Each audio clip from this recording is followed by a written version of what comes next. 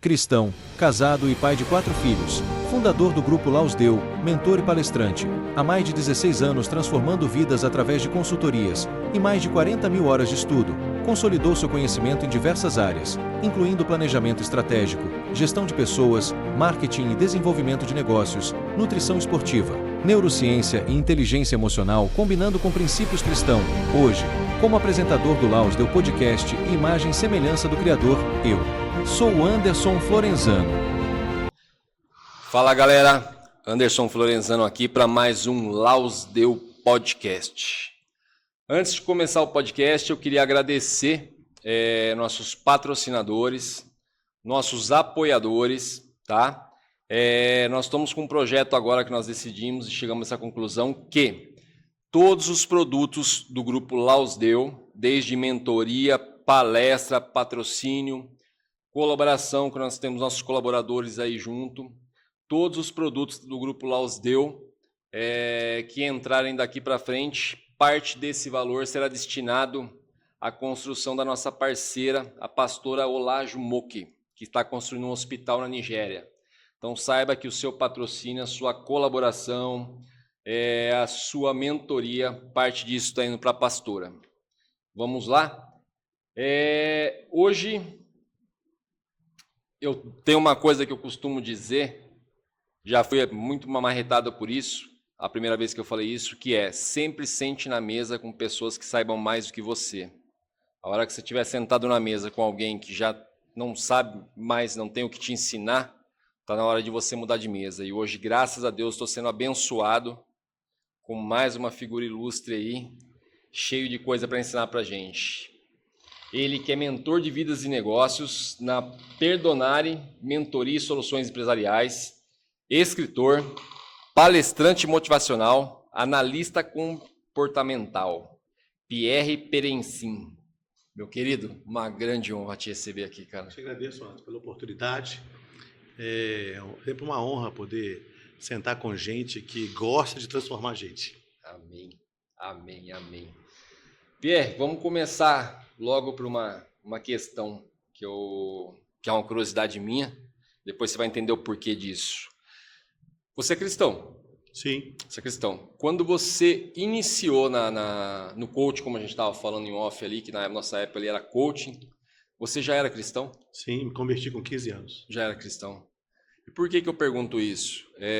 Porque eu tive uma experiência diferente. Como eu falei, eu venho de uma família onde a minha mãe era católica.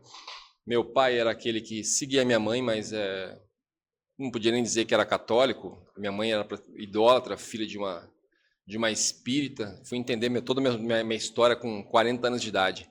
E me apresentaram um Deus assim a qual eu, na época, não me agradava. Que foi daí que eu fui procurar o coaching. E eu vinha procurar o coaching e ali eu me senti livre. Que eu comecei a estudar Deus pela ciência, né? Naquela época não existia a briga da palavra e da ciência. Hoje não, hoje a ciência prova que muita coisa da palavra é verdade. E o que aconteceu nesse processo todo, quando eu vim a me converter, eu costumo dizer sempre isso aqui, e não falo para me gabar, como eu sempre falo, eu falo para realmente exaltar, que é o quê? Eu tenho mais de 40 mil horas de estudo. Estou indo para 20 anos de profissão. Quando eu li a Bíblia pela primeira vez na minha vida, eu descobri que tudo que eu estudei, tudo que eu gastei dinheiro, estava tudo ali. Que o maior mentor do mundo estava ali, o maior professor do mundo estava ali, o maior especialista em neurociência estava ali. E aí o que aconteceu? Para mim, eu tive essa dificuldade para alinhar o que eu tinha aprendido, que a ciência me deu a liberdade, e a palavra. Então eu tive um certo processo até vir alinhar. Por isso que eu perguntei, no seu caso você já era um cristão, então quer dizer, quando você começou a ver ali, você já começou a ligar tudo, né? Sim. Foi um processo que já começou a ligar. Foi o inverso, totalmente ao inverso. Como que foi essa experiência? Na verdade, eu fui para fazer meu curso na época, até motivado pelo meu filho. Meu filho ia fazer, depois ele desistiu, falou, pai, isso é para você, não é para mim. E eu fui. Eu tenho muito medo, Anderson, de pessoas que são pastores, que usam o coaching no culto. No púlpito é lugar de pastores. e não de profissionais, seja de mentores, de psicólogos. As pessoas têm que separar a psicologia do pastoral, coaching do pastoral, a mentoria do pastoral. O que a gente vê hoje é que muitos púlpitos estão sendo estragados. Né? Púlpito é lugar de pregar a palavra, o Cristo vivo, a salvação. Né? E as pessoas, às vezes, têm mudado isso. Então, isso me assusta um pouco. E eu sempre tive isso muito claro para mim. Eu não misturo as coisas. Né? Eu nasci para ser cristão, eu sou cristão e vou morrer cristão. Profissional você é, enquanto você exerce aquela profissão, enquanto você está na ativa. Um dia você vai aposentar, você vai parar, isso vai passar. Mas homem de Deus, eu serei até o dia que Deus me chamar para a glória. Eu ia até comentar sobre isso. Você acabou, na verdade, adiantando algo que eu ia falar. A gente comentou sobre isso, você acabou comentando uma coisa parecida comigo. Eu no começo, como eu falei para você, eu não comecei a estudar o coaching para ajudar ninguém, não, sou sincero. Eu comecei para me ajudar. Aí peguei muito gosto por aquilo, enxerguei que eu poderia ajudar as pessoas e comecei a ajudar as pessoas na época já. Mas eu costumo dizer que o medo me travou muito. O medo me travou bastante. E como eu falei para você, eu estudei muito, estudo até hoje. Né? Nós viemos de um lugar qual a gente não para de estudar. Todos os dias a gente estuda, ainda mais a palavra. Hoje em dia, conseguindo conciliar os dois, a gente estuda mais ainda. Qual que é a tua opinião que eu vejo hoje? Porque assim, para mim isso é perigoso. Sobre os coaches, não se fala mais coach hoje, porque tá moda, é mentoria, dos mentores despreparados, que é aquele cara que ele faz um curso de 2 dias e ele já começa a falar de mentoria. E, cara, a gente está mexendo com a cabeça do ser humano, com o coração do ser humano, com a espiritualidade do ser humano. E eu tenho visto muito isso, cara. Hoje está na moda. Hoje qualquer um é mentor. Qualquer um manda lá que é mentor e você vai ver, o cara fez um curso de 3 dias e nem pega num livro mais. Na verdade, eu acho que a gente precisa antes separar. Existe sim o coach e existem os mentores. São papéis distintos. Eu nunca vou poder comparar um profissional coach com um mentor. Hoje em dia, qualquer esquina que você vai aí, tem uma pessoa que diz que é coach, fez um cursinho aí de 3 dias e acha que pode fazer maravilhas na vida das pessoas. Aliás, já aconteceu isso. De uma empresa me pedir um orçamento, eu enviar, aí aparece lá esses coaches de final de semana, entrega lá um orçamento 10 vezes mais barato e a pessoa me chama e fala assim, olha, você fica à vontade. Aí passa 4, 5 meses, a empresa me chama de volta. Cara, fulano veio aqui, estragou tudo, fez isso. Eu queria ver como é que você faz. Eu falei, olha, eu não posso fazer nada agora. Porque depois que uma pessoa vai lá e estraga o ambiente, para você consertar é muito complicado. Então, eu não acredito que coach e mentor seja a mesma coisa. Somos dois. Mentoria é vida. Mentoria é vida. Uma pessoa não vai conseguir... Você é mentor de algo que você experimentou, de algo que você viveu. É o seu conhecimento pessoal. Então, isso envolve vida, envolve relacionamento com Deus, com a família, com filhos, com esposa, envolve experiência de trabalho. Então, um pastor pode ser um mentor de pastores por causa da experiência dele? Pode. Um padre pode ser um mentor dentro da área dele para poder mentorar outros padres? Pode. Então, você tem profissionais que passaram anos trabalhando numa área e hoje ele vai dedicar a sua vida para ajudar outras pessoas que estão começando ou que estão precisando de ajuda. Né? É diferente do que está acontecendo no Brasil hoje. No Brasil hoje tem um monte de gente aí falando que está formando coach, num encontro de 3 dias, fica até 5 horas da manhã, o cara está de lá pegando fogo. Outro dia eu peguei o cartão de uma pessoa, estava lá assim, pastora, coaching, empresária, líder não sei de quê, profissional de neuro não sei o quê. Aí ela tinha umas 20 profissões. E eu conheço a pessoa. E não é nada. Quem é tudo, Anderson, não é nada. Ou você é bom naquilo que você faz, ou você dá tiro para tudo quanto é lado. Quem dá tiro para tudo quanto é lado, não sabe o que faz. Como a palavra fala, né? Que seja a boca de outro que te elogie, não a sua. Pois é. Né? E hoje em dia eu estou vendo muito pessoal se elogiar, se denominar, e as pessoas, como você acabou de ver, falar, Anderson, não é nada disso que está escrito lá. Nada disso. A mesma ideia, Anderson, vale para consultoria. Você não pode comparar uma consultoria com uma mentoria. São coisas bem distintas. O mentor anda junto. O mentor se torna o melhor amigo da pessoa que está mentorando. O mentor, ele realmente se importa com o outro. O mentor, ele senta com o outro. Ele está preocupado em ver o outro crescer e desenvolver. Quem se dedica a fazer mentoria é alguém que está disposto a pegar o problema do outro para ajudar o outro a resolver o problema. Não é resolver para o outro, é ajudar o outro a resolver o seu problema. Sim. É diferente. Sim. Eu costumo dizer, essa parte que você falou é uma parte muito interessante, que é realmente para a gente poder separar esse tipo de coisa. Eu costumo dizer que é o seguinte, o mentor ele vai falar muito da parte espiritual, né? Para nós que temos conhecimento da palavra, como a gente comentou aqui agora, nessas questões de tudo está dentro da palavra, e não há segredo para ninguém. Eu sempre falo isso para a pessoa, você quer ser um mentor, você vai ler a palavra. Se a pessoa me perguntar onde essa formação, hoje eu falo que é pela palavra, porque é dali que eu tirei toda a experiência que eu posso falar, que eu sei aplicar. E o mentor, quando ele está mentoreando uma pessoa e ele simplesmente toca nessa parte espiritual, eu costumo dizer que é o seguinte, eu até falei com o mentoreado um tempo atrás, falei, meu querido, deixa eu explicar uma coisa para você. A partir do momento que eu amplio a tua visão para ver essa parte espiritual que está acontecendo com você, eu estou comprando a tua briga com o inimigo que quer te derrubar. Se você não enxergar isso, cair em oração, eu falei, você me deixa brigando sozinho. É como briga de adolescente. Eu vou comprar tua briga que você está apanhando, você sai correndo e me deixa sozinho. Então, quer dizer, o que está em cima de você simplesmente querendo te destruir, se você não assumir isso e não comprar essa briga, não abrir a sua mente, você vai me deixar apanhando sozinho. Eu costumo dizer que o mentor, ele tem um agravante que é o mesmo do intercessor. Até eu conversei com a pastora, essa pastora que a gente citou aqui agora, um dia, conversando com ela, falei, pastora, me explica uma coisa. Quando a senhora vai interceder por alguém, se aquela pessoa simplesmente, a partir do momento que a senhora vai interceder por aquela pessoa, o que está nela vai querer brigar com a senhora, correto? Ela falou, sim. Eu falei, no meu caso, acaba acontecendo a mesma coisa. Eu vou mentorear uma pessoa, principalmente na questão espiritual, o que está nela querendo destruir ela, também vem do meu lado. Ela falou, com certeza. O que tem que tomar cuidado, Anderson, é que, infelizmente, tanto consultores, mentores, palestrantes, tem muitos aí usando Deus para ganhar dinheiro. E toma cuidado porque é Deus que tem que usar a gente para a gente abençoar pessoas.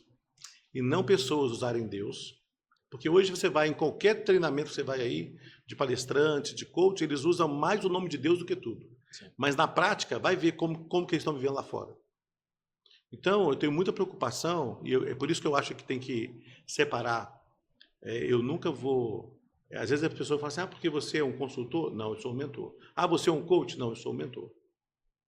Há uma diferença gritante. E outra coisa, mesmo a gente que se propõe a ser um mentor de vidas e de negócios, você vai encontrar pessoas ali na frente que estão usando o nome de Deus para ganhar dinheiro. E enganando muita gente e ganhando dinheiro. E isso é muito grave. Tudo bem, essas pessoas vão prestar contas para Deus. Mas a pessoa que contrata alguém para trabalhar, para ela tem que ter muita responsabilidade de saber quem que está pondo na mesa. Hoje em dia a mídia aceita tudo. Sim. Vídeo aceita tudo, Instagram aceita tudo, papel aceita tudo. Então a gente tem que ter muito discernimento para saber quem eu vou trazer para a minha vida. Isso faz toda a diferença.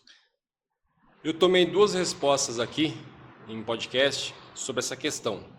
Porque eu questionei, eu falei, você não acha que tem muita gente hoje em dia usando o nome de Deus e preocupado com like? E está simplesmente fugindo do propósito? 2 pessoas me responderam a mesma coisa. Bom, a palavra diz que você tem que sair e pregar. Agora, se a pessoa está fazendo isso por fazer, para ganhar like, o que seja, aí a questão é dela, mas que ela tenha que sair e pregar. Eu confesso que eu não concordo. Eu não consigo confiar numa pessoa que fica nítido isso, na pessoa que ela está fazendo isso. Quer ver um exemplo? No coaching, até a gente chegar na mentoria, nós aprendemos muito persuasão. Hoje eu estou vendo um pastor que está dando show de persuasão no palco. De eu olhar assim, no altar, perdão. De eu olhar e falar, caraca, eu aprendi isso, mas esse cara está atualizado. E ali, cara, a gente sabe que é uma coisa que ele leva o fiel até onde ele quer. É como as pessoas costumam dizer para mim, às vezes, decepção com a igreja. A primeira coisa que eu já falo é defender. Eu falo, calma aí, vamos lá. A igreja é um pronto-socorro. As pessoas que estão ali, a maioria delas estão doentes. Você achar que você vai na igreja e não vai se decepcionar é o maior erro do mundo. Eu entrei numa igreja doente. Entendeu? Quando você se sentir saudável o suficiente, saia pregando. E traga mais pessoas para também entrar ali dentro e receber desses cuidados. Mas agora você falar que você não vai se decepcionar na igreja, é mentira. Eu falei, então esqueça isso. Que ali são pessoas que estão doentes, são pessoas que estão precisando. Mas, ao mesmo tempo, eu vi muitos pastores dentro de igrejas, que como eu falei, até comentei com um convidado que estava aqui, falei, cara, parece que o pessoal faz curso. Ele falou, não, mas faz. Ele falou, faz curso sim. Ele falou, conhecimento que você tem, ele tem também. Eles estudam isso, para simplesmente. E ali ele leva a pessoa, o fiel, onde ele quer. Sim. Eu cheguei a frequentar uma igreja que ficou... O pastor chegou a dizer para mim que, tipo, se você ficar aqui, aqui você é abençoado. Fora daqui já não. Eu falei, pastor, deixa eu explicar uma coisa para o senhor. Eu vim durante muito tempo beber água nessa fonte. Só que um dia eu descobri que a fonte era na porta da minha casa e eu estava andando até aqui. Hoje eu prefiro tomar direto na fonte. Ah, mas eu prefiro tomar direto na fonte. Anderson, mas você é contra a igreja? Jamais. Jamais. Se você me chamar, Anderson, vamos visitar minha igreja? Na hora. Tenho amigos pastores que vieram aqui, direto me convidam. Esses dias recebi um convite de um grande amigo, o Bispo Wellington, que vai inaugurar o ministério dele. Eu falei, cara, com certeza, faço questão de ir. Eu sei da unção que está ali dentro, entendeu? Mas dizer que eu só estou abençoado ali dentro, não. Não, aí vai contra a palavra. Eu falei, aí não. Eu falei, então eu não concordo. E essa questão hoje, o que você acha? Bom, você praticamente já respondeu, né? Sobre essa questão dos pastores que estão usando desse conhecimento que tem dentro da mentoria, não da mentoria, do coaching, para persuadir ali e trazer o fiel até onde ele quer. Os famosos dízimos, que acaba virando escândalo o tempo todo. Toda hora você vê um escândalo diferente em relação a isso. Tem muitos falsos profetas por aí. E alguns estão usando da neurociência, né? Alguns estão usando de outras artimanhas humanas, levando para o púlpito. E, na verdade, púlpito se prega a palavra. Púlpito é lugar de pregar a palavra. O evangelho não precisa do coach. O evangelho precisa ser pregado por pessoas que têm discernimento da palavra.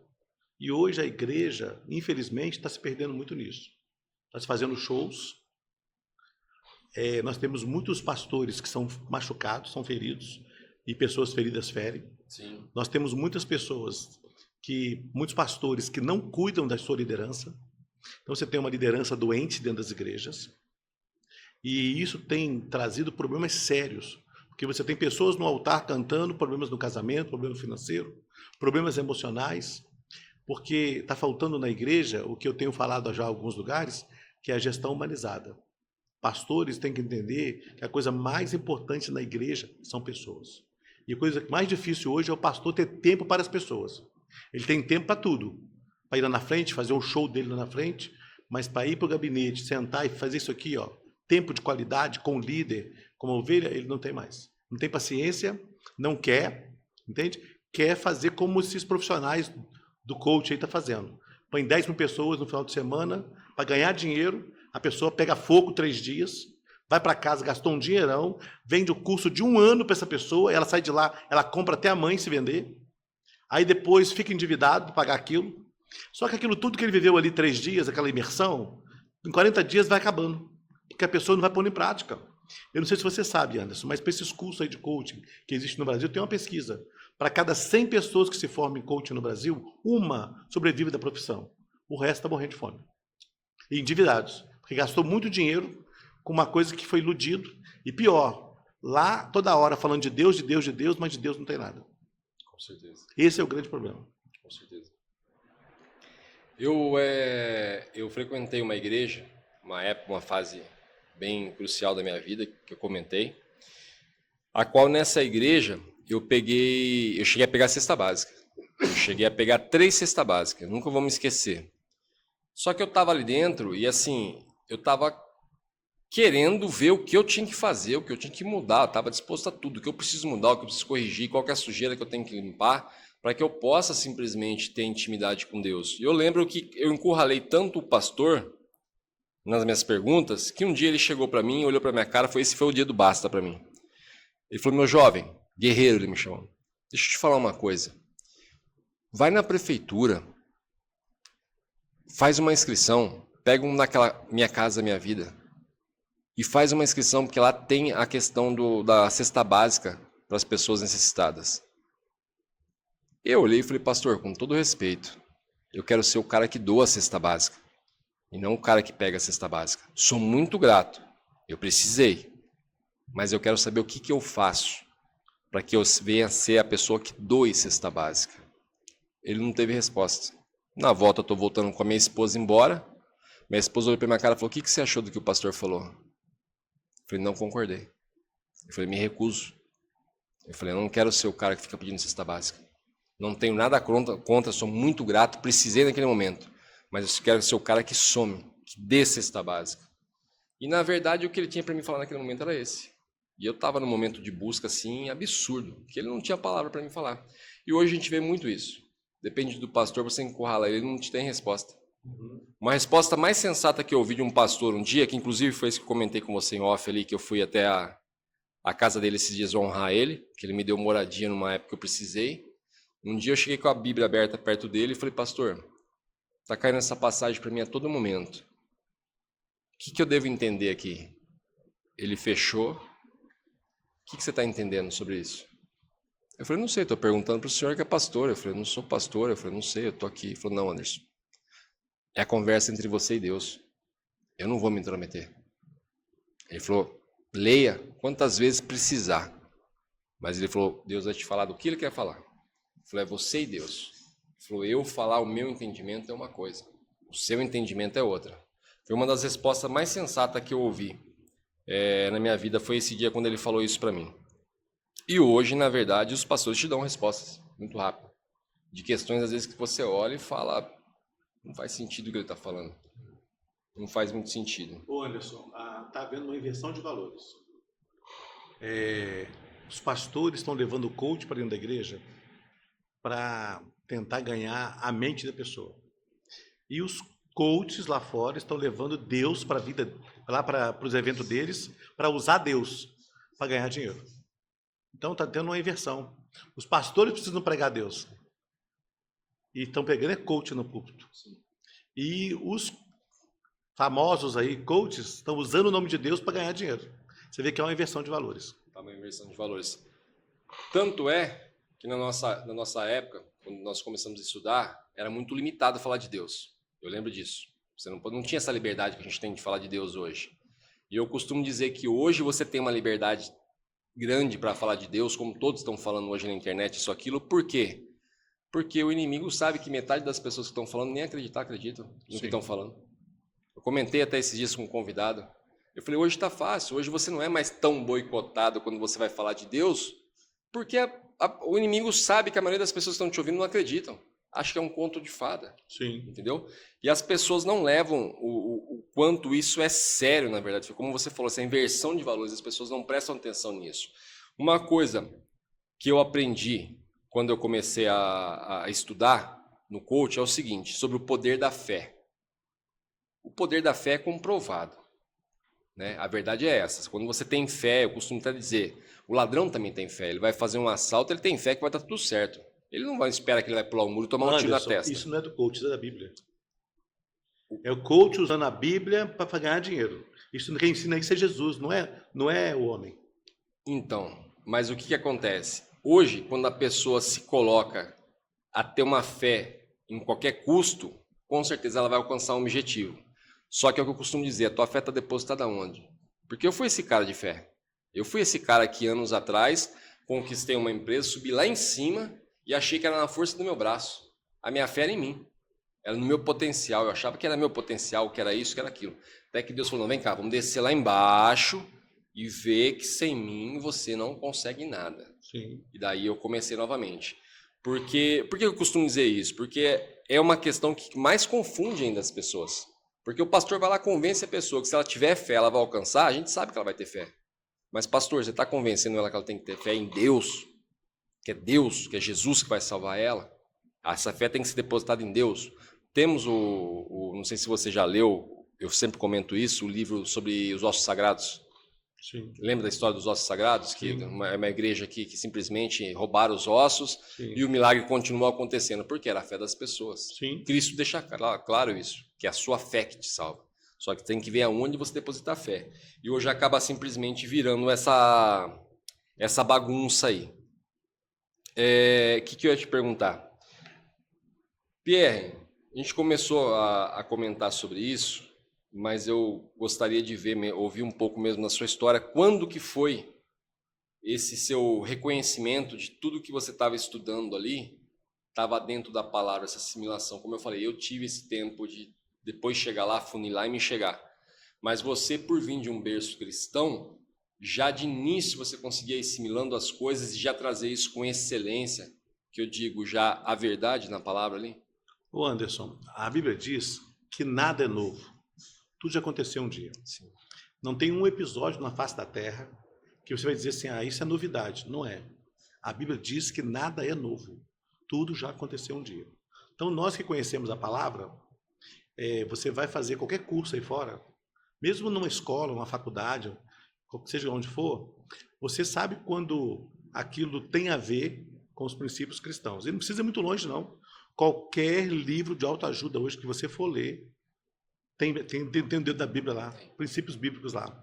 O pessoal está falando aí de... alguns estão querendo fazer os outros ganharem milhões. Princípios bíblicos. Sim.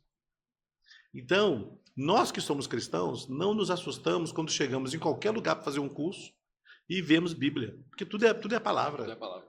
E os grandes escritores da humanidade, os grandes, sempre tem lá uma citação. Podem até não dar crédito à Bíblia, mas está na palavra. Sim. Então, para mim foi muito fácil isso. Porque eu já estava na palavra, já conhecia a palavra. Entende? A minha essência de vida é a palavra de Deus. Então, quando você vai... Aliás, é o contrário hoje, né? Eu leio alguns conselhos, porque eu leio tudo quanto é tipo de livros. Então, eu digo sempre o seguinte para as pessoas. Você pode ler um livro, mas veja se esse ensinamento tem baseamento bíblico. Porque se for antibíblico, joga fora. Nós temos muitas pessoas aí usando filosofia, livro de filosofia, para poder basear a sua vida. E aqueles princípios ferem a palavra de Deus, e aí? Então, se você quer saber se um livro, se um curso realmente é de Deus, veja se ela não vai contradizer a Bíblia. Então, para mim, foi natural. Aliás, tão natural que algumas coisas que eu vi no coaching, na formação que eu fiz, de Bíblia não tem nada. Eu risquei da minha vida. Tem muitas coisas que você estuda na faculdade que você tem que entender. Isso não é de Deus para a minha vida. Então, o aluno, seja ele de um curso de faculdade, ensino médio, o ensino fundamental, eu falo muito para a faculdade, eu tenho muitos clientes de escola, faculdade, eu falo muito isso para os alunos, né? Você tem que saber tudo que você está estudando aqui, se tem a ver com a palavra de Deus. Tem coisas que ferem a palavra de Deus. E eu, como cristão, se tem algo que fere a palavra de Deus, eu estou fora. Então, às vezes, eu estou lá fazendo um curso, estou numa palestra, e eu vejo um ensinamento que é totalmente contrário à palavra de Deus. Então, eu vou fazer o que o apóstolo Paulo me ensinou. Eu vou reter o que é bom, jogar fora aquilo que eu sei que não presta para mim. Eu fui um cara que queimei metade da minha estante de livros. Eu fui um cara, no decorrer dos meus estudos, acumulei muita coisa, que quando eu li a Bíblia pela primeira vez, eu vi que metade eu tinha que jogar fora. Eu olhei e falei, não, essa metade eu tenho que jogar fora. Não vou citar o autor para não ficar chato, mas eu olhei e falei, cara, isso aqui é fantasia, isso aqui é misticismo. Pois é. Eu falei, está totalmente fora. E você falou uma coisa muito interessante, que as pessoas, assim, não sei, cara, a ignorância sempre vai prevalecer, mas tudo é baseado na Bíblia. Napoleão Hill foi um grande tradutor da Bíblia. Os livros dele são tudo baseados na Bíblia. Eu li muita coisa dele, leio muita coisa dele até hoje, e tudo é baseado na Bíblia. Até existe, o Tiago Brunet fala muito sobre isso. A nossa justiça é baseada na Bíblia. Não está à risca, como deveria, mas ela é baseada. Porque aonde está escrito que é proibido você matar? Se você matar, você vai preso. É na palavra. Aonde está proibido? Está dizendo para você que é errado você roubar? Na palavra. É errado você matar. É errado você cometer adultério. É errado você mentir. Está na palavra. Então, assim, meu advogado tomou um susto quando eu falei para ele. Eu falei, você sabia que a justiça que você segue hoje em dia ela é baseada na palavra? Ele olhou meio assustado. Eu falei, cara, você nunca assistiu um filme antigo, quando as pessoas faziam um juramento em cima da Bíblia? Eu falei, isso é real, cara. Eu falei, isso é real. Pode ser que hoje a Bíblia não tenha mais esse papel dentro de um tribunal como um principal ali dentro, como tinha antigamente. Hoje está mais coadjuvante no cantinho ali, mas antigamente era. Eu me recordo disso, nunca esqueci de quando era criança eu via. Sempre tinha o juramento em cima da Bíblia ali. Não sei se hoje ainda funciona da mesma forma, mas a justiça é baseada na palavra. É como costumamos dizer aqui, todo mundo que vem aqui concorda com isso. Nascemos com manual. O ser humano fala, o ser humano nasce com manual. Nasce sim, nasce. E uma outra coisa que eu acho errado é a forma que as pessoas colocam a Bíblia como algo inalcançável para o leigo. Principalmente pastores eu vejo fazendo isso hoje em dia. Que ele, você tem que vir na minha igreja para eu traduzir para você. Eu não creio nisso. Eu vejo aqui um livro de sabedoria milenar, que não é da igreja. Já xingaram muito eu por eu falar isso, mas realmente não é da igreja. Isso é do ser humano. É o manual do ser humano, onde tem muita sabedoria, onde aquela pessoa, independente da profissão e do conhecimento dela, ela pode pegar e pode ler. E ela pode conversar com Deus ali. E as pessoas colocam isso como, não, vem cá, para você conversar com Deus, eu vou ter que intermediar para você, que você não é amigo dele. É eu que sou, ele vai falar para mim e eu vou falar para você. Até um dia um amigo fez um comentário comigo e falou, cara, tome cuidado com quem coloca a mão na tua cabeça para orar. Eu falei, como assim? Ele falou, não deixa qualquer um colocar a mão na tua cabeça para orar, não. Ele falou, ore você mesmo. A não ser que seja uma pessoa muito querida, que você sabe que é o teu bem. Caso contrário, não. Por quê? Tua oração não tem validade? Eu falei, cara, você tem razão. Tem razão. Por que eu vou pedir para alguém orar para mim se eu posso orar para mim? Eu falei, eu devo pedir? Sim, lógico. Tem uma consideração gigante aqui. Conheci o Pierre, adorei. Ô Pierre, faz uma oração para mim. Com certeza. Mas não qualquer um. Como tem pessoas distribuindo oração para a rua aí, e aí você vai ver a pessoa, foi como você falou, nos bastidores a pessoa é toda torta. Não é nada daquilo que ela fala. Essa questão da palavra, estudar a palavra, ler é uma coisa, estudar a palavra é outra. Então, tem pessoas, todos devem ler a palavra de Deus, ponto. Todos devem ler. Agora, tomar muito cuidado, porque a Bíblia é o livro mais difícil de ser interpretado. Então, tem muita gente lendo uma coisa e entendendo outra. É por isso que existe princípios de como você estudar a palavra. Aí entra com profundidade a igreja. Né? As igrejas aí têm escola bíblica dominical. Você tem aí, quando você estuda teologia, eu sou teólogo de formação, meu curso superior em teologia. Então, você, para poder interpretar a Bíblia mesmo, entender, para não falar besteira, você tem que fazer uma exegese. A Bíblia foi escrita lá naquela época, naquele contexto. Por que ela foi escrita naquela? O que é cultura? O que realmente é de Deus? Entende? O que é do Espírito? Eu tenho que saber discernir isso. E uma pessoa comum não vai saber. Então, sim, a igreja tem um papel importante. O pastor, ele tem um papel importante nisso. Desde que seja alguém que seja preparado para isso. E eu tenho uma teoria comigo. Quanto melhor preparado você está, mais o Espírito Santo usa você. O Espírito Santo usa todos. Sim. Mas tem gente que se consagra mais. Tem gente que ora mais. Tem gente que lê mais a palavra. É claro que ele vai usar mais quem está buscando mais. Buscar-me-eis e me achareis. Quando me buscares, de todo o vosso coração. Então, tomar muito cuidado, porque a Bíblia é um livro que todos devem ler. Ponto. Mas muitos precisam buscar, estudar, se aprofundar na palavra. E uma pessoa leiga, que não tem tanto conhecimento, ela pode ter interpretação errada ou ser levado por uma interpretação errada. Tem muita gente famosa aí na internet, usando o YouTube para pregar a palavra, falando besteira. E se você não conhece a verdade, como ela precisa ser conhecida, tu vai embarcar. Sim. Então, procurar pessoas que entendam a palavra é muito importante. Pessoas que saibam o que está dizendo. Pessoas que têm condições de ensinar a palavra. É por isso que existe o discipulado. Então, tomar muito cuidado, porque tem muita gente aí fechando loja de dia e abrindo uma igreja à noite e vira pastor. E não sabe nada. E pega a palavra e vai interpretar. Aconteceu agora no Espírito Santo, um pastor, que ele começou a ter relação sexual com as ovelhas, com consentimento do marido. Aí ele justificou que é a história de Oséias, que Deus mandou que Oséias tivesse relação com uma prostituta. E teologicamente não tem nada a ver uma coisa com a outra. Ou seja, ele usou a Bíblia para aproveitar da inocência de um povo que seguia a sua religião lá, a sua igreja lá. Então, é muito importante buscar pessoas que entendam a palavra. É muito importante você que está assistindo esse podcast, se você quer realmente conhecer, faça um curso de teologia. Vai estudar a palavra de Deus com profundidade para você entender como é que se interpreta a palavra de Deus, como é que estuda. Isso faz diferença. Agora, uma pessoa que não tem condições de fazer um estudo teológico, ela pode ler a palavra? Pode, porque Deus fala com ela. Deus deu livre interpretação para o Espírito Santo, para as pessoas. Então, Deus usa o Espírito Santo para falar com a pessoa. Agora, quanto melhor preparada ela estiver, mais abençoada ela vai ser, porque ela vai reter mais conhecimento. Jesus falou assim, errais por não conhecer as Escrituras e o poder de Deus. O fato de uma pessoa ler, não quer dizer que ela está entendendo. Sim. E ela pode, inclusive, eu falo muito para educadores, né, professores, escola e faculdade, Anderson. Antigamente se falava em alfabetização, que é ensinar a pessoa a ler, escrever, fazer continha, né? Ler e escrever lá. Hoje nós usamos a terminologia letramento, que é, além da alfabetização, ensinar a pessoa a interpretar texto, a entender o contexto da história. Não é diferente na Bíblia. Você não pode pegar um versículo solto lá e sair pregando por aí sem entender que esse versículo tem um contexto, tem uma história em cima dele. Aí tem que ter estudo.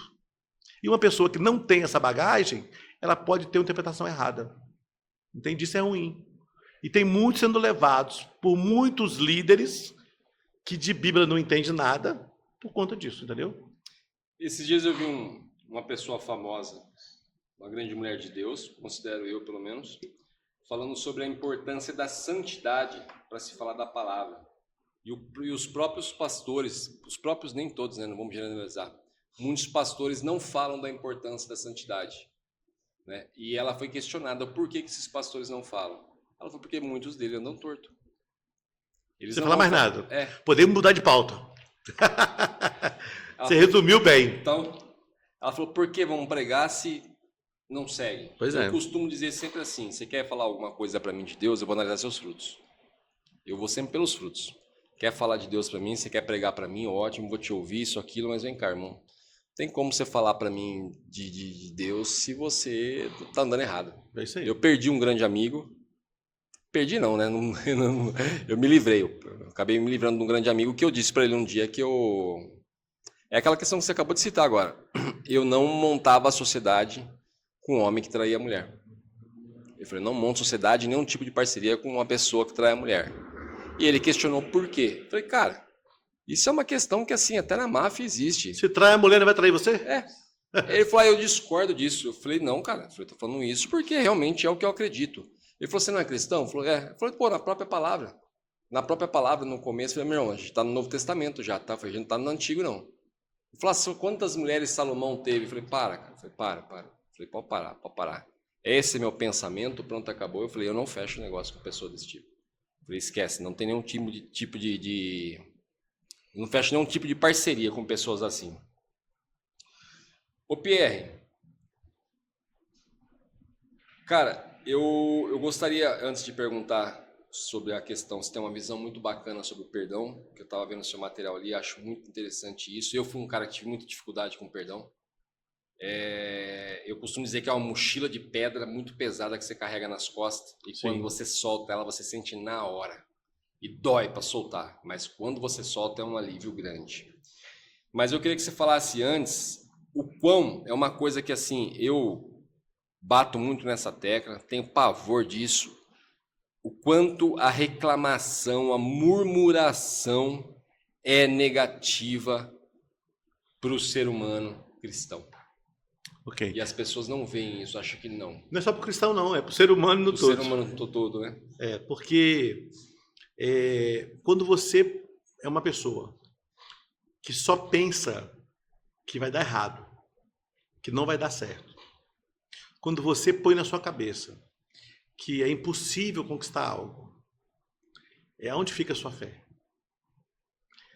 Quando você foca muito, aí tem a história do medo. Sim. Quando você foca muito na impossibilidade de conquistar algo, não vai dar certo, eu vou errar, eu vou falhar, eu vou passar vergonha. Quando você está pensando isso, você está olhando para onde? Para o problema, entende? E olha que interessante, pessoas que têm medo de altura, ela chega no 20º andar de um prédio e ela olha para baixo, qual é a impressão que ela tem? O chão está me puxando. Por que isso? Ela está olhando para o chão, ela está olhando para o problema. Se ela olhar para o alvo, para o alto, ela não sente a sensação de que vai cair. Não é diferente, Anderson. Quando você enche a sua mente com pensamentos de que não vai dar certo, quando você é uma pessoa que murmura o tempo todo, que reclama o tempo todo, que acha que nada está bom para você, é como se você estivesse olhando para o problema. E quando você olha para o problema, Deus diminui dentro de você. A fé diminui. Quando você olha para Deus, o problema diminui. Sim. Então, pensar que vai dar errado, desacreditar que pode acontecer, você achar que nada funciona, você começar a resmungar, a reclamar, a murmurar, é olhar para o problema. E quando você pensa assim, só vai crescendo o mundo de impossibilidades. Então a fé fica pequena, a esperança some, o Deus que você diz que ama, ele vai desaparecendo dentro de você. Mas quando você olha para Deus e você crê que vai dar certo, apesar das adversidades, meu amigo, muda tudo. Anderson, tem uma história que eu gosto de contar quando falo sobre isso. Há 2 tipos de ser humano. O ser humano repolho e o ser humano rosa. Se você depois quiser, busca no Google, plantação de repolho. O repolho nasce assim, ó, aberto, igual uma rosa. Por conta das adversidades da vida, chuva, sol, poeira, calor, sereno, ele vai se fechando todo dia um pouquinho para a vida. E é interessante que quando o repolho chega na nossa mesa, é quase igual uma bola. Se você deixar esse repolho guardado 30 dias, pegar uma faca, cortar esse repolho, ele está podre por dentro. E vai exalar um odor, um fedor pela casa fora. Sim. Vai ficar impregnado 4, 5 horas nas paredes da sua casa. Nada que você faça vai tirar esse odor. Por que isso, PR? Porque tudo que se fecha para a vida fede. É o ser humano repolho. O ser humano rosa. Como é que a rosa nasce? Um botão fechado. Enfrenta as mesmas adversidades do repolho. Chuva, sol, poeira, sereno, calor, frio. Mas apesar de enfrentar as mesmas adversidades do repolho, a flor se abre todo dia um pouquinho para a vida. E quanto mais ela se abre, mais bonita é. Quanto mais ela se abre, mais perfumada é. E quando ela morre, a rosa não exala odor nenhum. Alguns até pegam as pétalas e põem na página do livro, da Bíblia, para poder guardar de lembrança. Sabe por que isso? Quem se abre para a vida, se não puder enfeitar um ambiente, não vai estragá-lo.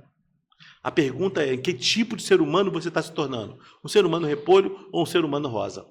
Quem guarda a murmuração, quem fica murmurando, quem fica o tempo todo reclamando da vida, está se fechando para a vida. É um repolho. E a pessoa, eu odeio reclamação, eu odeio, falo isso para todo mundo, odeio mesmo. Se precisar da minha ajuda, vem, conte o problema, vamos atrás da solução. Agora, se quiser ficar se lamentando para mim, esquece. Tem uns que ainda falam, não, eu não estou reclamando, só estou desabafando. Eu estou desabafando. Muitas pessoas me perguntam, mas Anderson, como vencer o medo? Eu falo, é só você lembrar que o medo é pecado. O medo é o contrário da fé. A palavra fala, você não tem como servir a 2 senhores. Se você está na dúvida, você já está servindo o inimigo. Então a verdade é essa. Ah, mas muitas coisas dão medo. Dão. Com certeza dá. Só que aí é a hora que você confia no seu Deus, cara. Não vou falar que você não vai ter medo. Eu sou um homem de 47 anos que às vezes sinto medo. Mas aí eu lembro o tamanho do meu Deus. Anderson, não tem como viver na terra sem medo. Sem medo. Aliás, eu penso até que Deus usa o medo para nos impedir de fazer algumas coisas que a carne deseja fazer. Um pouco de medo faz bem.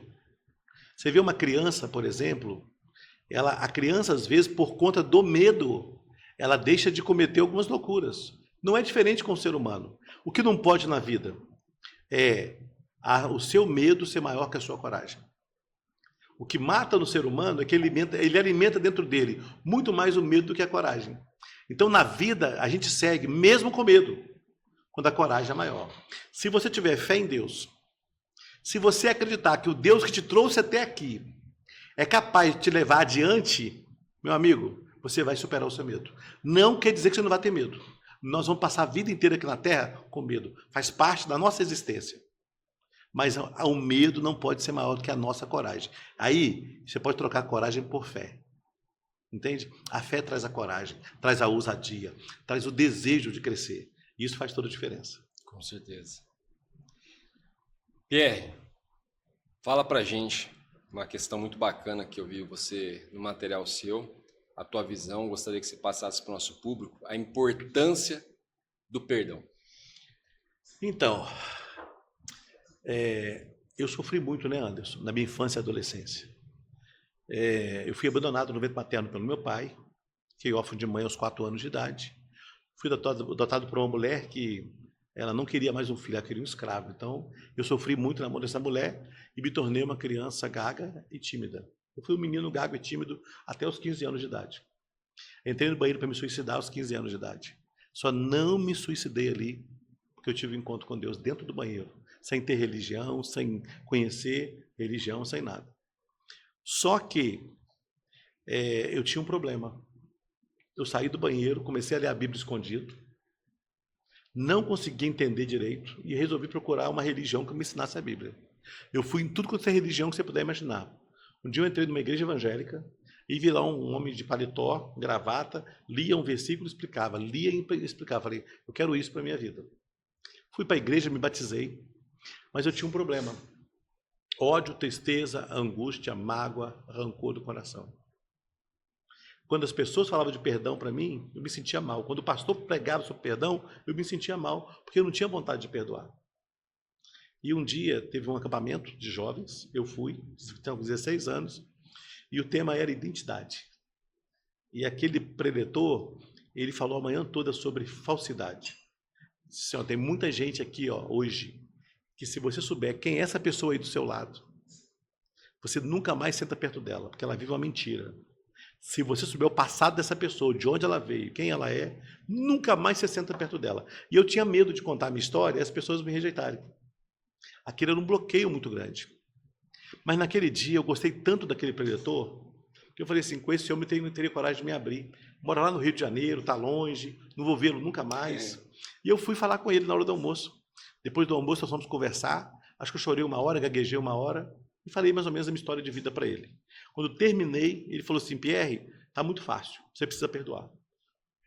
Eu falei, todo mundo fala que tem que perdoar, mas ninguém ensina como. E aquele homem, ele falou assim, papel e caneta, pega bastante papel, eu vou te ensinar a perdoar agora. E ele me fez, umas 40 perguntas. Escreve todas as perguntas, você vai responder em casa depois com calma. E foi assim que eu fiz. Depois do acampamento, fui para casa, gastei umas 4 horas e meia fazendo aquele exercício do perdão que ele me ensinou. E o interessante foi que terminou depois de 4 horas e meia e eu não senti nada. E ele me garantiu que depois que eu fizesse o exercício, que eu respondesse, e eu orasse a Deus, que eu ia ter perdoado todo mundo. Eu fiquei com raiva, falei, mais um para perdoar agora. Porque eu não conseguia, sabe? Mas passaram 10, 12 dias, estava andando na rua, encontrei com um amigo, ele falou assim, Pierre, está fazendo tratamento com fonoaudiólogo? Eu falei, não. Está fazendo tratamento com psicólogo? Eu disse, não. Com fonoaudiólogo? Não. Com psiquiatra? Não. Ele falou, cara, tu está deixando de ser gago. Eu falei, eu? Ele falou assim, esse amigo descobriu que eu estava sendo curado da gagueira. Eu fui curado da gagueira e da timidez por causa do perdão. Muitas das vezes, Anderson, perdão é emocional. E olha, você está falando de mentoria? A base da minha mentoria empresarial, pessoa física, igreja, é o perdão. Porque eu falo o seguinte, a porta de entrada para a inteligência emocional é o perdão. Se você não for capaz de perdoar você, culpa, você vai dar culpa. Se você não for capaz de pedir perdão a quem você feriu e não for capaz de perdoar quem te feriu, você não vai construir mais nada na sua vida. Porque a falta de perdão é comprovado cientificamente. Ela pode trazer para o corpo humano pelo menos 99 doenças. Entre essas doenças, depressão, síndrome do pânico, câncer, ansiedade e outras doenças a mais. O câncer é uma das maiores causas, né? Então, se você quer saber assim, qual é o perigo de não perdoar? Está aí. A falta de perdão é um veneno para a alma do ser humano. Então, saber perdoar, por que o ser humano não perdoa? Porque não sabe o que é o perdão. Tem uma interpretação errada sobre o perdão. É isso.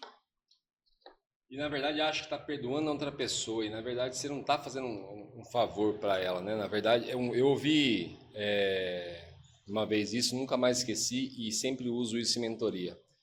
Que, às vezes, eu falo para a pessoa, a maior vingança que existe, já que você quer se vingar, é o perdão.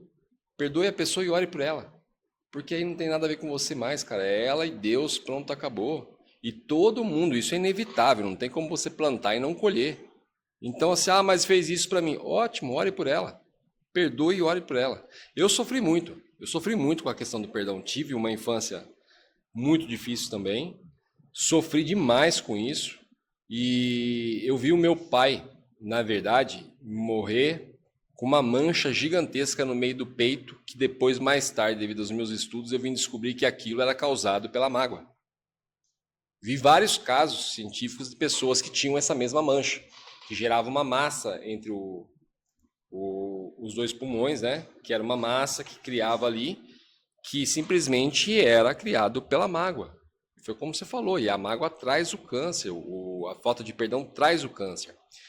E demorou muito para eu enxergar isso, mas quando eu perdoei foi a primeira coisa que eu enxerguei. Eu precisava ter passado por tudo que eu passei. Você pega a palavra hoje, você vê a história que José passou, você vê o que Davi passou, você vê o que todos eles passaram. Ninguém conseguiu nada fácil ali. E aquela história, Deus não te dá um fardo que você não consegue carregar. Sim. Entendeu? Então eu até costumo dizer hoje, foi sofrido? Foi. Mas eu me orgulho do meu deserto. Porque eu sempre costumo falar isso para a pessoa. Quando a pessoa começa a se lamentar, eu falo, cara, deixa eu explicar uma coisa. Se tá difícil, se concentra que a bênção que vem depois é grande. Isso mesmo. Se concentra que a bênção que vem depois é muito grande, porque assim, se você ficar focado do jeito que o inimigo quer, se lamentando, reclamando, isso, aquilo, você nunca vai enxergar a sua bênção. E o dia que você enxergar, estou passando por isso. Foi como quando eu falei para você, quando eu me batizei, eu liguei para o pastor, o apóstolo no caso, e falei, cara, por que a minha vida virou de ponta cabeça? Falei, o que está acontecendo? Ele falou, deixa eu explicar uma coisa para você. O caminho com Jesus é muito mais estreito. Só que vale a pena, cara. Vale, eu conto várias vezes aqui em podcast. Eu fazia minha oração orando, chorando. Chorando. E não era chorando porque eu estava emocionado, não. Era chorando, às vezes, de falta de perdão. Chorando de olhar assim e falar, cara, como que eu tô aqui orando, agradecendo, e minha vida de ponta cabeça desse jeito. Só que a gente esquece o que a gente plantou lá atrás. A gente esquece, na verdade, o que você teria que ter passado. Tem coisas que eu passei que se eu não tivesse passado por aquilo, hoje eu não poderia mudar a vida de outras pessoas. Hoje eu não poderia, na verdade, nem merecer o que eu estou tendo.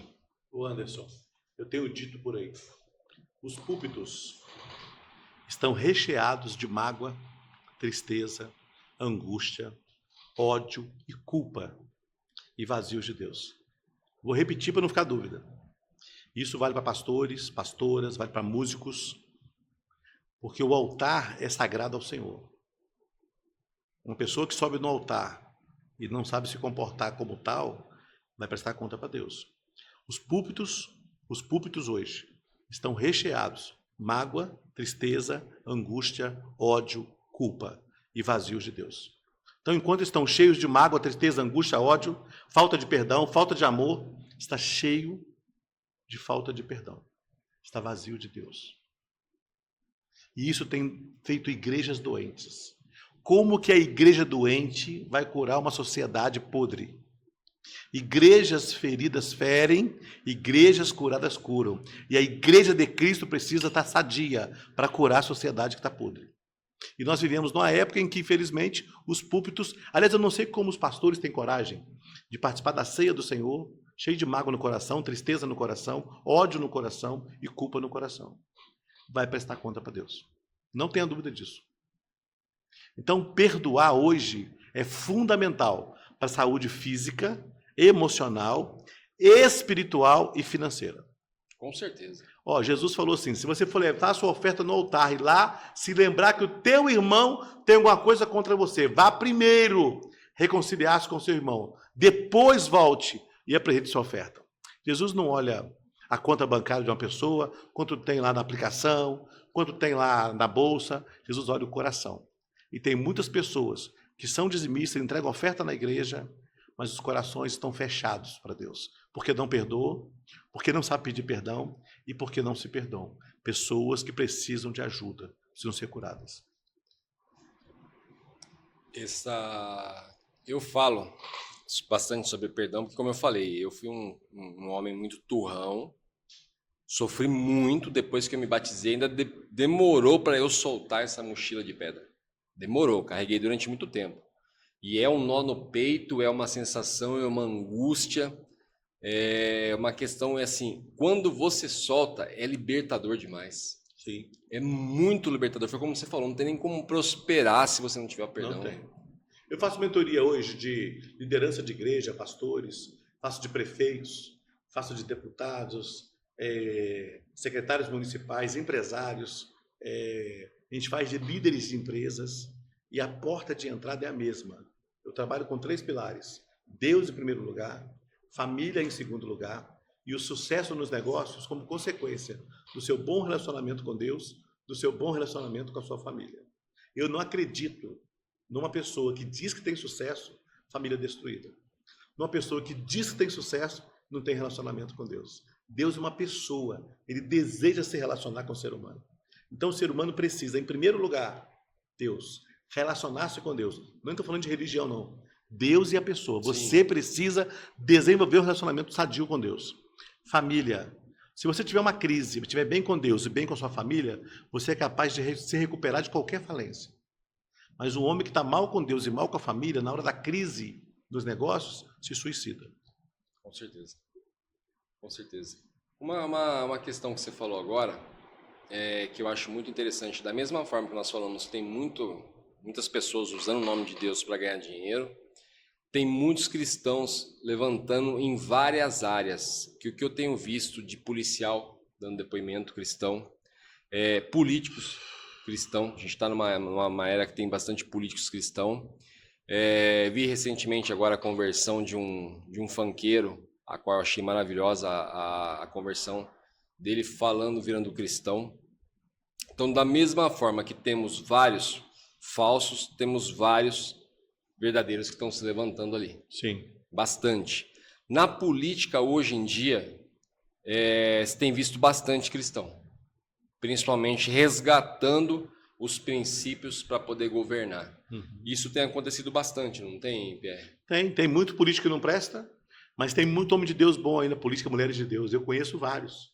Trabalho com prefeito evangélico, faço mentoria com prefeito evangélico, conheço deputados, pessoas que são de Deus, fazendo um bom trabalho. E tem aqueles que usam o nome de Deus, que se dizem cristãos, mas de Deus não tem nada. Sim. Então o povo tem que saber discernir isso, entendeu? Pierre, fala um pouquinho para a gente do seu projeto que você estava comentando comigo em off ali. Um projeto muito interessante, eu queria saber um pouco. Qual deles, Anderson? Esse que você estava comentando, inclusive quero que você comente sobre o seu livro e sobre o projeto que você comentou, que acho que você tem fora do Brasil, não é isso? O C12 Brasil. O C12 Brasil. Nós temos hoje existe hoje uma empresa chamada C12 Brasil. O C12 Brasil é uma empresa americana, C12 Forums, C12 Business Forums. É a maior rede de grupo de empresários cristãos ao redor do mundo. Então, para cada grupo pode ter 12 pessoas. Por isso que é C12. É C de cristãos e 12 cristãos. Cada grupo pode ter até 12 membros, empresários. E eles se reúnem uma vez no mês, de 8 da manhã até as 5 da tarde, é uma imersão. Material é produzido nos Estados Unidos, vem para o Brasil, traduzido para o português. É um material tipo MBA. Então, nós fazemos o dia inteiro esse encontro de empresários, troca de experiência, network forte. E lá são 3 princípios: Deus, família e negócios. Lá nós entendemos que existe uma conexão entre fé e negócios. E nós fortalecemos isso. A ideia é o empresário trazer Deus para a sua vida, levar Deus para a sua casa, levar Deus para a sua empresa. Hoje, nós temos várias unidades grupos de C12 Brasil espalhados pelo Brasil. Aqui em Campinas nós temos, pertinho aqui, né, nós temos, eu levei para o Nordeste, eu sou líder para o Nordeste, lá no Piauí e Maranhão, mas nós temos em vários lugares do Brasil já, inclusive em Curitiba tem vários grupos, é onde é a sede, e em vários países tem o C12 Brasil. A nossa missão, enquanto C12 Brasil, é ajudar empresários a serem mais felizes, a terem melhor relacionamento com Deus e, principalmente, entender que a empresa é uma oportunidade para ele viver Cristo todos os dias.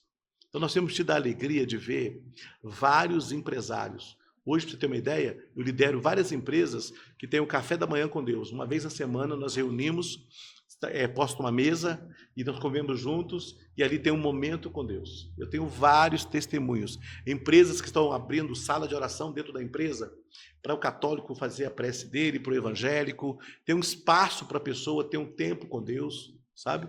C12 Brasil, para mim, foi uma grande oportunidade, porque eu sempre quis mentorar empresários, mas com princípios bíblicos. E ao invés de eu ter que construir tudo isso, nós já temos material que vem dos Estados Unidos, e isso vem preparado, nós só traduzimos para o português, e aqui nós usamos para ajudar os empresários. O Brasil tem sido abençoado por esse projeto chamado C12 Brasil. Se você não conhece, está assistindo esse podcast, procura aí C12 Brasil mais perto de você. Se não estiver na sua região, na sua cidade, entre em contato comigo, que eu te ponho em contato com a Direção Nacional, vamos implantar na sua cidade, na sua região. Tem transformado empresas, o C12 Brasil, e muito em breve vai estar em todas as capitais brasileiras. Eu gostei dessa parte, de você falar de colocar na sua região. Poderíamos pensar sobre isso, né? Sim. É uma questão assim... Eu sei o peso disso. Sim. Eu sei a profundidade disso que você está falando, sobre essa questão. Antigamente se falava muito sobre a questão do mastermind, que acaba praticamente sendo mas de uma conexão muito forte. É uma cultura do Napoleão Hill, que eu amo muito. Agora, uma coisa que eu ia te perguntar, tá? Eu participei de muito poucos reuniões desse tipo. E o que acontece a questão onde 2 ou mais estão falando em meu nome, ali estou presente. Não tem como falar que a inspiração que surge num grupo de 12 pessoas, assim, todos conectados, é absurda. É absurda, é uma questão como você falou mesmo. Todo mundo ali está saindo dali abençoado. Existe um processo de seleção para essas 12 pessoas, ou ela é convidada e se ela se encaixa, ela fica, se ela não se encaixa, ela mesma sai? Não, primeiro entender o seguinte, a região tem que ter um líder. Esse líder tem que ser aprovado pela direção nacional. Existe um processo, entrevista com psicóloga, uma entrevista com o nosso CEO no Brasil, tem que passar por um processo. Sim. Se essa pessoa for aprovada, tem que enviar o currículo para lá, passar por uma entrevista, só é aprovado mediante essas fases. Aprovou o líder, aí ele está credenciado para atuar na região dele. E ali ele vai montar esse grupo, é ele que vai analisar o perfil do empresário. A condição básica, ele tem que ser cristão. Segundo, tem 2 princípios, né, que a gente adota lá. Ter pelo menos 10 funcionários e o faturamento em torno de 190 mil por mês ou 2 milhões por ano. Por que isso, Pierre? Se você lidera 10 pessoas, você pode liderar 100 pessoas. Se você tem um faturamento de 190 mil por mês, você tem condições de parar um dia, dedicar a sua vida para cuidar de você. O Fórum do C12 mensal é um espaço para o empresário pensar nele, cuidar dele, para ele tocar experiência, para ele poder, com a conexão com outros empresários, ele conseguir força para seguir adiante. Além dessa reunião mensal, esse fórum mensal, ele tem o Foco 60, que nós chamamos, que é uma mentoria individual com o líder da cidade ou da região. Gostei muito disso, cara. É um grande projeto, vale a pena conhecer. Desculpa. Gostei muito. Não, eu quero conhecer, sim. Quero conhecer bastante, sim. Vale a pena conhecer. Gostei muito dessa parte. É uma questão que eu sempre tive interesse e um intuito muito grande. Como eu falei, participei de poucos, porque acho que o pessoal se esfriava quando se decepcionava com alguma coisa ali dentro ali, e acabava que esfriava o restante. Mas eu lembro que quando estava dentro ali, a gente estava na questão da unção, da união ali, era uma questão muito forte. Agora, Anderson, o grupo empresarial do mundo que vai trabalhar essa tríade Deus, família e negócios é um só o C12 Brasil. Eu quero conhecer. Porque a questão toda existem muitos grupos de empresários, mas a maioria exclui Deus. Alguns usam Deus e excluem família. Nós não abrimos mão. Deus, família e negócios. É uma tríade perfeita. Não, isso é perfeito. Isso é perfeito. Falando de perdão, bora lá? Pode? Fala um pouquinho para mim, por favor. Eu comecei a viajar ao Brasil por conta da minha história de vida, por conta do que o perdão foi na minha vida. E as pessoas, eu dava palestra, treinamentos, falavam, Pierre, você fala muito do perdão, mas a gente quer aprender a perdoar. E é muito rápido os treinamentos, workshop, tinha que ter alguma coisa. E foi aí que surgiu a ideia de fazer o livro, né? Você pode, você consegue perdoar. Aqui tem um pouco da minha história de vida, e aqui tem um exercício do perdão. Se a pessoa pegar esse livro aqui e colocar em prática esse exercício, ela vai estar muito mais perto do perdão que ela imagina. Ela vai aprender a perdoar, pedir perdão e se perdoar. É a primeira literatura brasileira que ensina na prática como você perdoar, pedir perdão e se perdoar. Então nós lançamos esse livro com esse objetivo. A questão, Anderson, é que quando eu fui procurar as editoras, a proposta era que eu entregasse para editores os direitos autorais e tudo que vendesse no Brasil ficaria com 10%. E se eu quisesse vender numa igreja, numa empresa, numa escola, eu teria que comprar da editora. Para eu comprar, eles queriam me vender a R$38. Aí eu teria que vender a 60 para compensar imposto e tudo mais. E Deus falou comigo que era para eu fazer um livro para entregar para todos. Aquele cidadão comum que não tem dinheiro e aquele que tem dinheiro para comprar 10 livros. E eu comecei a ficar frustrado com isso. E comecei a orar a Deus como fazer para que esse livro pudesse chegar na mão de todo mundo. E Deus me deu uma estratégia e hoje nós temos distribuído gratuitamente o perdão. Eu levo tão a sério isso, Anderson, que virou um ministério. Eu criei um projeto chamado Saúde Emocional ao Alcance de Todos.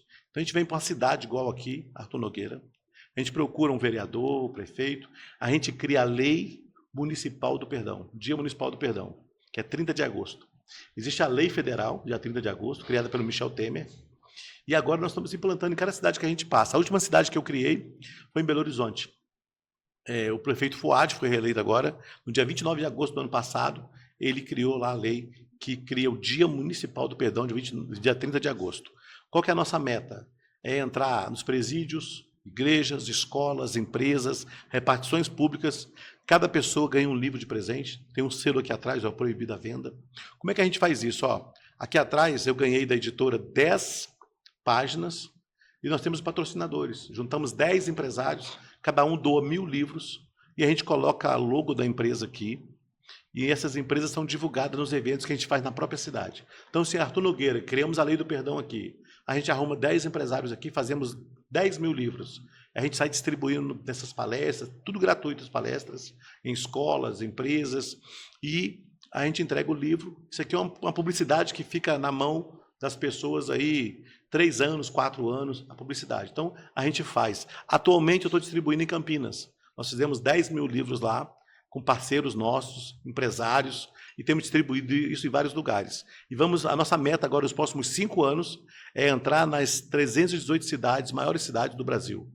E temos trabalhado para isso. Hoje eu sou conveniado, sou embaixador de uma organização internacional, que é uma fundação do perdão internacional, e eu represento a América do Sul, a América Latina, e a gente vai fazer isso em grande escala Brasil afora.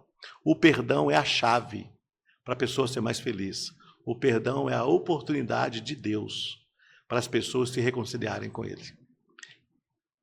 Pierre, para quem está vendo esse livro, esse é meu presente, depois eu quero que você autografe ele para mim, fazendo um favor. Para quem está vendo e quer adquirir o livro, quer ter esse conhecimento, como que ele faz? Hoje eu não tenho vendido o livro, a gente tem dado o livro.